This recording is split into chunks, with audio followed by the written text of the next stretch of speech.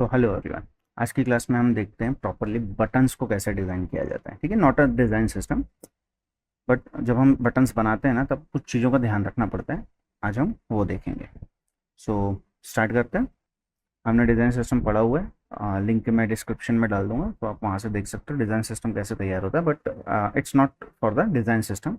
यहाँ पे design system का कोई लॉजिक नहीं है, जस्ट आप कैसे उस डिज़ाइन सिस्टम को और अच्छा बना सकते हो और अच्छा गुड लुकिंग बना सकते हो, अपन वो देखेंगे। ठीक है, for the button part.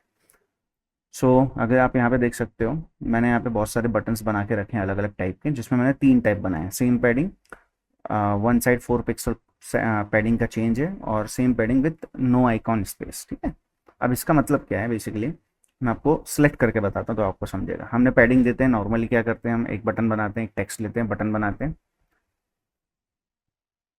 Normally हम क्या करते हैं, एक टेक्स्ट लेंगे, उसमें ऑटो लेआउट अप्लाई कर देंगे, उसमें पैडिंग डाल देंगे, लाइक 16 डाल दिया, या जो भी आपका साइज़ है, आप स्मॉल मीडियम लार्ज जो भी बना रहे हो उसके हिसाब से अपने पैडिंग अप्लाई करते हैं विद आइकॉन्स।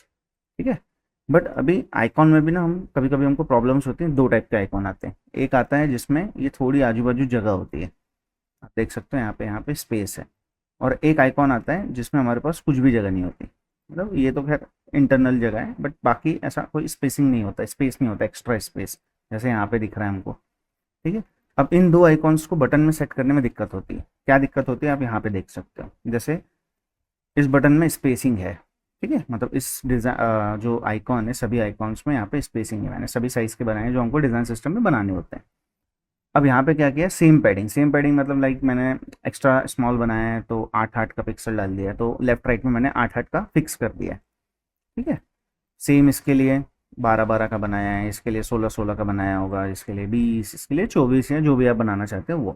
तो अब सेम पैडिंग का इशू क्या होता है, अगर आप यहाँ पे देखेंगे ना तो हमको ये यहाँ पे गैप ज़्यादा दिखता है और यहाँ पे थोड़ा कम दिखता है, यानी ये डिसबैलेंस दिख रहा है। यूआई आपको बैलेंस्ड नहीं दिख रहा, देख सकते हो आप, थोड़ा थोड़ा यहाँ पे ऐसा लग रहा है कि गैप ज़्यादा है। ठीक है, अब उसी पार्ट में हम यहाँ पे इसका यूज़ करेंगे। अब इसमें क्या होता है, बेसिकली हम क्या करेंगे, जैसे अभी मेरे जो बटन यानी ये आइकॉन है, इस पे अराउंड 2 पिक्सल का गैप है, यानी दोनों तरफ मिला के 4 पिक्सल लेफ्ट राइट का। तो मैंने उसका कैलकुलेशन वैसे नहीं होता, बट नॉर्मली क्या करना चाहिए, जब आपको ऐसा कोई प्रॉब्लम आता है ना जिसमें आपका स्पेस है आपके आइकॉन्स के आसपास, तो आपको क्या करना चाहिए, जो आपका मेन पैडिंग है यानी मेरा 8 है, तो उसमें से मैं 4 पिक्सल माइनस कर दूंगा और वो मैं सामने डालूंगा, यानी फ्रंट में डालूंगा।